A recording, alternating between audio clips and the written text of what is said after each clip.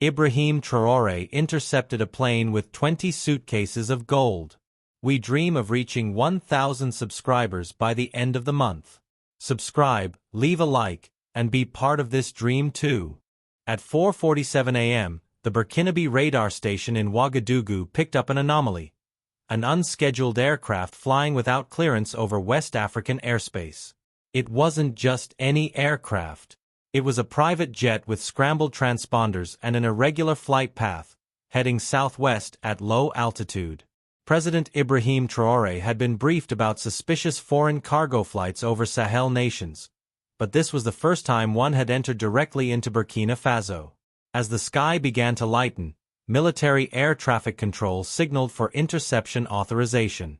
Traoré, already awake in his residence, answered the encrypted call himself. "Don't shoot. Intercept and land it. I want to see what they're hiding." A Mirage 2000 jet soared into the sky within minutes, tailing the unauthorized aircraft. The crew of the jet was composed of elite Burkinabe Air Force officers, handpicked by Traoré himself. As they made visual contact with the aircraft, the pilot noted strange modifications. No national insignia, blacked-out windows, and a sealed cargo hold with heat signatures not matching passenger count. With a series of sharp maneuvers, they forced the jet to descend. The moment the aircraft touched down at a secure military base, commandos swarmed it. What they found left everyone stunned. Inside the aircraft were 20 identical suitcases, each made of titanium and marked only with sequential numbers. As technicians opened the first one under heavy security, the room fell into silence. It was filled with gold bars. Pure. Untouched. Valued at tens of millions. And none of it registered to any country, institution, or private party. No passports. No flight manifest. No identification. Just gold and 3 pale, nervous men in suits refusing to speak a word. Ibrahim Traoré arrived in person 15 minutes later, surrounded by military intelligence officers. He didn't say anything at first. He merely walked toward the open cases, looked at the gleaming gold, then turned to the camera feeds being streamed live to his control center. "Get every channel ready. The world needs to see this," he said calmly. What had begun as a mysterious early morning interception was about to turn into one of the most explosive revelations in modern African history. As President Ibrahim Traoré stood before the confiscated aircraft, the air was thick with tension. The 3 men detained on board refused to reveal their identities. Dressed in immaculate suits, they bore no personal belongings, no IDs, no communication devices, not even fingerprints registered in any African or Interpol database. They sat silently in separate steel rooms inside the base, each refusing food, water, and contact. Their only commonality? They all carried a discreet lapel pin, a small, gold lion insignia that no one on the intelligence team recognized. It wasn't just silence, they were trained for it. Traoré, however, wasn't interested in threats. He was interested in patterns. And this fit one. A month earlier, gold mines in the north of Burkina Faso reported a series of unexplained disruptions. Local miners went missing. Cargo trucks vanished. And 2 villages claimed they saw aircraft landing in the desert at night. Traoré had ordered full surveillance of air routes and cross-border transactions since then, suspecting foreign interference, but even he hadn't imagined it would lead to this. With the press barred for now, Traoré called a private emergency meeting with his top advisors, including the head of military intelligence, Colonel Bassi. "This gold isn't random," Bassi explained. "Each bar is serialized and stamped, Swiss refinery, but unregistered in any trade ledger. We're talking about ghost gold. It doesn't officially exist." That's when Traoré leaned forward and asked, "What happens when a nation finds proof of invisible transactions? Proof of theft, not just from a people, but from history itself." Later that day, Traoré ordered one of the suitcases opened on national television. The image of stacked gold bars, glinting under warehouse lights, exploded across social media. He spoke directly to the camera, This gold was being smuggled over Africa. No customs, no law, no accountability. Who does it belong to? We will find out. But let this be clear, the era of silence is over. What was once a quiet seizure had become an international storm, and the silence of the three men only made the noise louder. Within 48 hours of the broadcast, diplomatic cables between Western embassies lit up like wildfire. While official statements were cautious, monitoring the situation, respecting Burkina Faso's sovereignty, behind closed doors, panic spread. Anonymous sources began whispering to international journalists. The gold may have been part of a larger covert operation, possibly linked to offshore funding for destabilization efforts across West Africa. But none dared name the three men on the plane. They were ghosts in plain sight. President Traoré, however, was far from intimidated. He authorized the creation of an independent investigative panel composed of regional experts, anti-corruption judges, and financial forensics analysts from South Africa, Senegal, and Ghana. Their mission: trace the origins, route, and intended destination of the gold. Let Africa investigate Africa, Traoré told the world. We don't need permission to protect what's ours. The continent hadn't seen a declaration this bold in decades. The panel's findings, shared in a televised address, stunned even the most skeptical viewers. The serial numbers linked the gold to extractions from illegally reactivated mines across Mali and Niger, operated by shell companies registered in Luxembourg, but traced to a familiar French investment fund. That fund, it turned out, had deep ties to former colonial administrators and even a retired intelligence operative once stationed in Ouagadougou. This, Traoré declared, was not just gold. It was a message. A theft in progress. And we caught them mid-air. Traoré paused and addressed the continent. This is not just about Burkina Faso. This is about every African nation whose resources vanished without a trace, whose future was signed away in boardrooms thousands of miles away. Millions watched in awe. Hashtags like #AfricanGoldBack and #StopTheLooting flooded social media. For the first time, people across Africa felt like justice might be possible. Not from courts in The Hague, but from leaders on their own soil. And at the center of it all stood a man who dared to intercept a plane, and history itself. The French government could no longer remain silent. In a hastily arranged press conference at the Élysée Palace, the spokesperson declared, "France has no knowledge of the aircraft or its cargo. These accusations are unfounded and dangerous." But behind the scenes, officials scrambled. Leaked internal memos revealed that the registration number of the plane matched one leased by a private French security firm with long-standing contracts in the Sahel. Within hours, French opposition parties demanded a parliamentary inquiry. President Traoré remained unbothered. "Let them investigate," he said with a calm smile. "We already did." But he wasn't done. He invited international observers to Ouagadougou for an open exhibition, The Stolen Wealth of Africa. Inside the presidential compound, the 20 suitcases were displayed under bulletproof glass. Each contained gold bars inscribed with mining origin stamps, GPS recovery data, and documents revealing who signed the authorizations. It was no longer just about gold. It was proof. Painstaking, damning proof. Global reaction exploded. African presidents, once cautious, began issuing statements of support. Protesters in Senegal, Côte d'Ivoire, and Chad demanded transparency from their own governments. Meanwhile, in France, thousands marched through Paris holding placards that read, "Return what you stole," and "Colonialism never ended." Intellectuals, artists, and even retired generals began calling for a reckoning with France's shadowy operations in Africa. Overnight, Traoré had made the gold a symbol, and himself a catalyst. But Traoré's boldest move was still to come. In a national address, he held up one of the French-signed documents and asked the world, "If this paper came from Africa and the gold came from Africa, why was the plane headed to Europe?" He paused. "Because they never thought we'd catch them." He closed the speech with 6 unforgettable words. This time, Africa was watching back.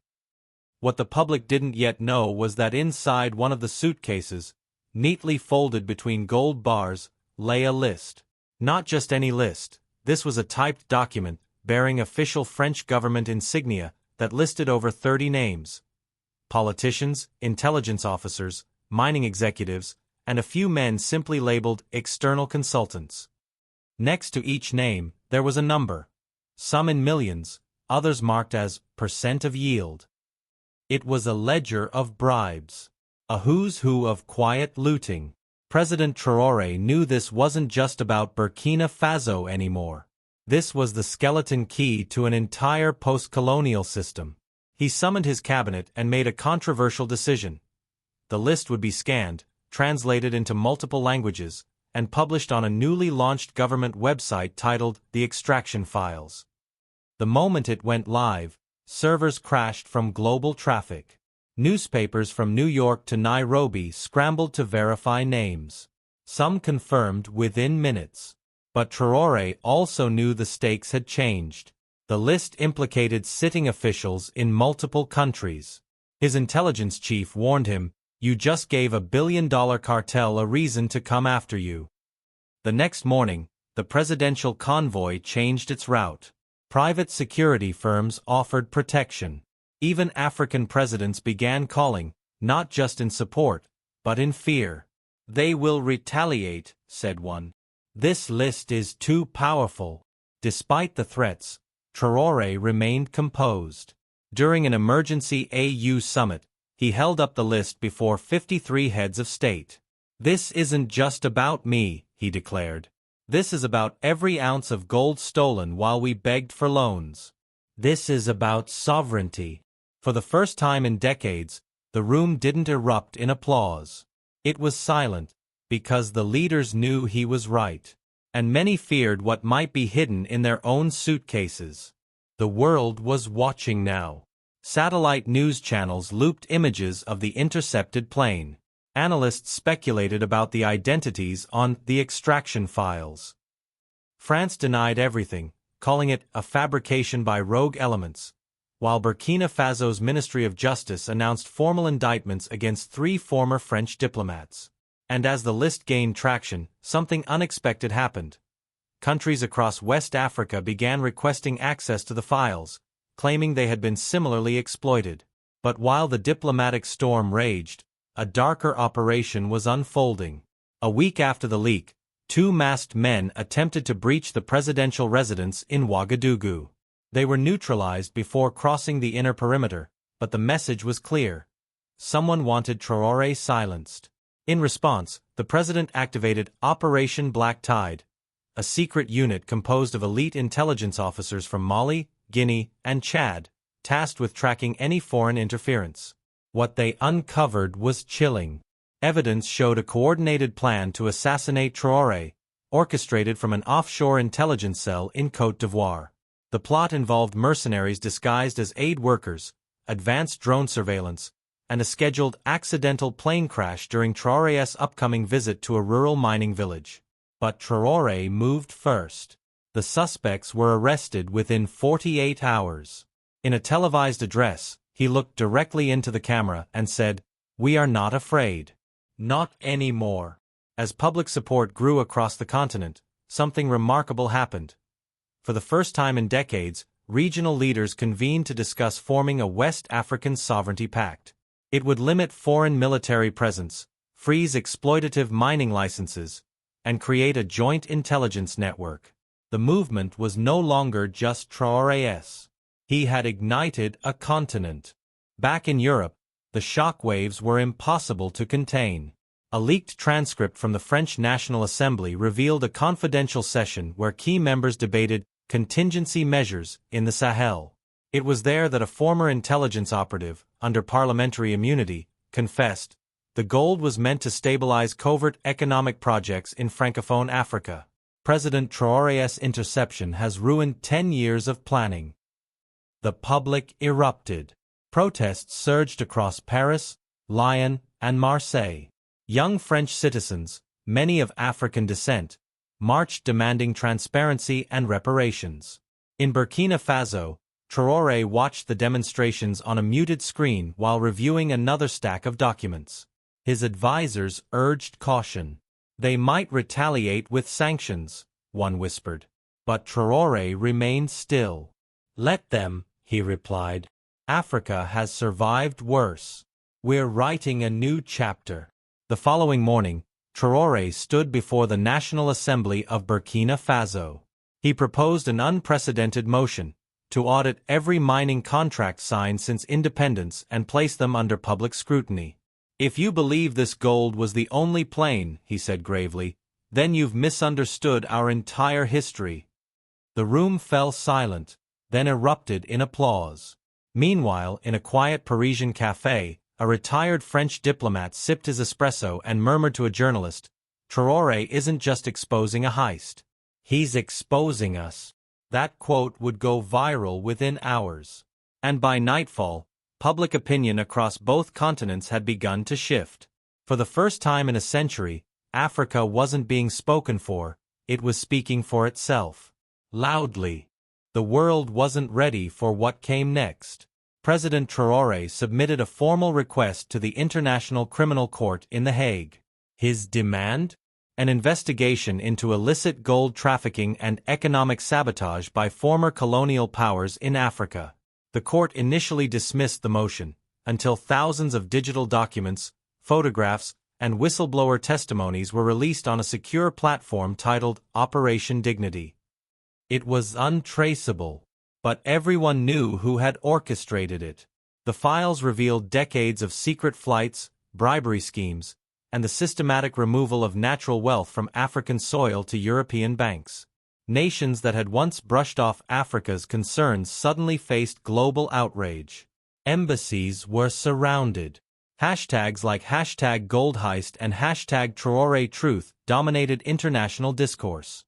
In a rare show of unity, leaders from across the African Union endorsed Traoré's tribunal call. Traoré, meanwhile, gave no interviews. He appeared only once on national television to say, "This is not vengeance. This is clarity. We will not burn the past, but we will no longer be buried under it." His words were etched into banners, school walls, and protest signs across the continent. Students studied them. Elders wept over them. Children recited them in playgrounds. France was cornered. Financial sanctions were being considered by the Global South in retaliation for historical exploitation. Under pressure, French officials agreed to an open tribunal, on one condition, that it be held in Geneva and not The Hague. Traoré refused. "If justice must travel," he said, "then it's not justice. Let it be held where the wounds began, Africa." The world waited. The stage was set in Ouagadougou. Under a newly constructed open-air tribunal beside the Pan-African Memorial for Resistance, representatives from over 40 nations gathered. The media dubbed it the Gold Trial. But to millions of Africans watching from crowded markets, dusty classrooms, and rural villages, it was something far greater. It was a reckoning.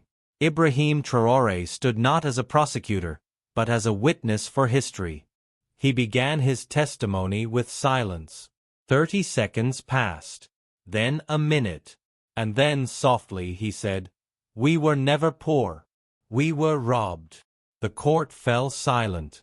The first witness, a retired French pilot, confirmed regular gold extraction flights masked as diplomatic cargo. A former bank executive exposed ghost accounts linked to African mineral exports. The evidence was overwhelming. One by one, confessions poured in like cracks splitting stone. Cameras captured every second. People cried in Kenya, danced in Ghana, prayed in Nigeria. Even skeptics in Europe were forced to confront the uncomfortable truth. Protesters in Paris marched with signs that read, "Repair, not deny." School children in Senegal recreated the scene of the intercepted plane with paper suitcases and cardboard gold.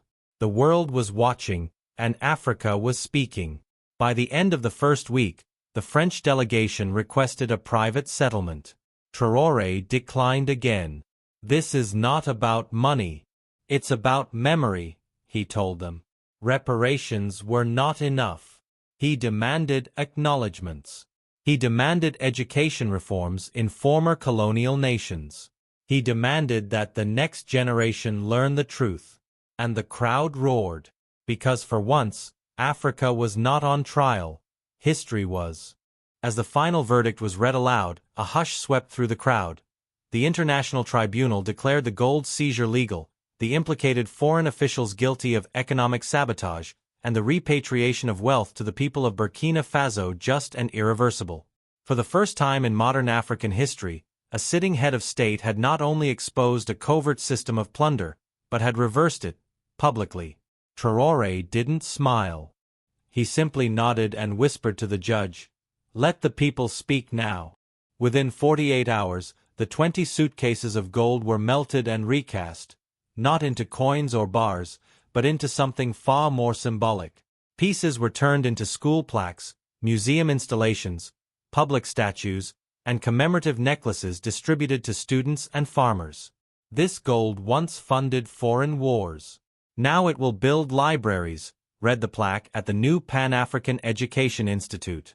Across Burkina Faso, murals bloomed like wildflowers, artwork of children holding golden books, of elders crying over their returned heritage, of Traoré standing with his hand resting not on a weapon, but on a history book. The world couldn't look away. United Nations delegates demanded reforms to international gold trade transparency. France's president issued a rare televised apology, acknowledging colonial theft and pledging to declassify thousands of documents from the colonial era. Young Africans, long disconnected from the dignity of their own history, began enrolling in archaeology and African history courses in record numbers. Museums across Europe quietly began returning stolen artifacts. And through it all, Traoré refused to be called a hero. A hero saves a moment. I want to awaken a generation. As night fell in Ouagadougou, Traoré walked alone to the very runway where the gold plane had been intercepted. He knelt down, touched the tarmac, and closed his eyes. "We have gold in our soil, yes," he whispered. "But our true treasure is finally being seen in our story." That evening, a group of school children sent him a letter. It read, "Thank you, Mr. President. Now we know who we are." And for the first time in centuries, Africa's history wasn't being written by outsiders, but by its own sons and daughters, with pride, truth, and 20 golden suitcases as proof. If you made it this far, comment where you're watching from and let us know if the story of justice moved you.